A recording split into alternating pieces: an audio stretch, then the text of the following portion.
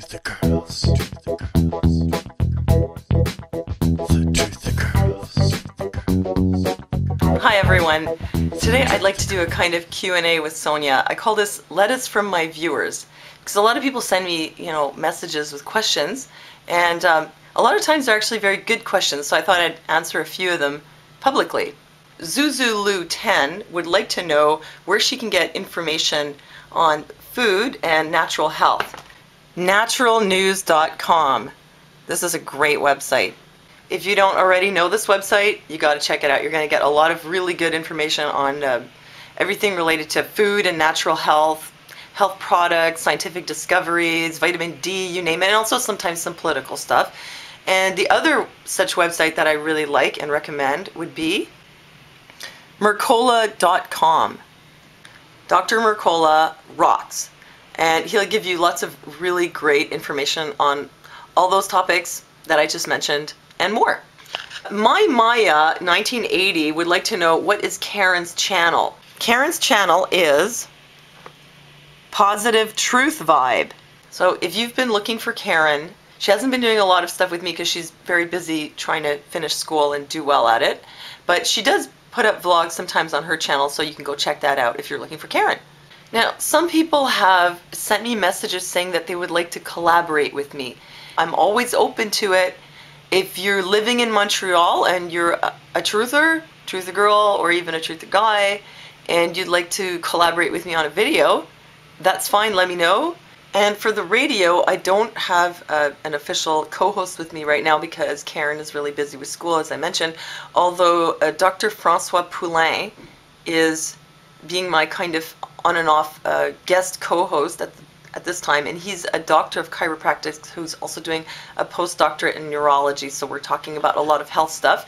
But I don't have a truther girl co-host right now, so if you're really interested in doing radio with me, well, by all means message me, but please, have some uploaded content, and that would serve as, I guess, a kind of audition. Ashley Apathy Likes LOL is asking me about the PLU codes, those little stickers that you see on the fruits and also on the vegetables sometimes. She would like to know, do they really indicate whether something's irradiated or GMO? Now, there's information circulating on the internet that this is how the fruit codes work, the PLU codes, which is actually stands for price lookup code, and it's mainly for the cashier, but a 4-digit code starting with a 4, you can be sure that's conventionally grown. A 5-digit code starting with a 9, you can be sure that that's organic. However, it's not clear whether a 4-digit code starting with a 3 really means irradiated, conventionally grown but irradiated. This is coming from various sources on the net, but it hasn't been confirmed. Neither has the 5-digit code starting with an 8. Huffington Post article by Jeffrey Smith says PLU codes do not indicate genetically modified produce. He says it's nothing more than a code that the cashier uses to figure out the price of the produce, but I know that at my store they have their own codes for every type of fruit and vegetable, and it's not the one on the sticker, so I'm not really sure about that. And on the other hand, Eat Raw Vegan insists that the 5-digit code starting with an 8 does stand for genetically modified produce. However, for the 4-digit code starting with the 3, again, it's hard to know. On ehow.com you can find a list of irradiated foods. They do mention that produce, meat, and wheat, and herbs and spices may be irradiated, but that according to the law, all foods that are irradiated must carry the symbol of the Redura, which is this. I guess sometimes they do declare that, although I've never actually seen that. One way you can tell if wheat or other grains are irradiated is if they don't sprout. It's also possible that they won't sprout if they've been hulled, like hulled millet won't sprout.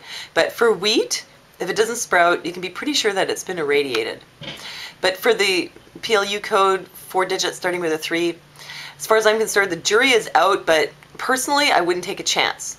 And if you're wondering what are the effects of radiation on your food, this is from another article on eHow, and of course they go through the positive effects. which are, that it kills pathogens and things. It's more sanitary.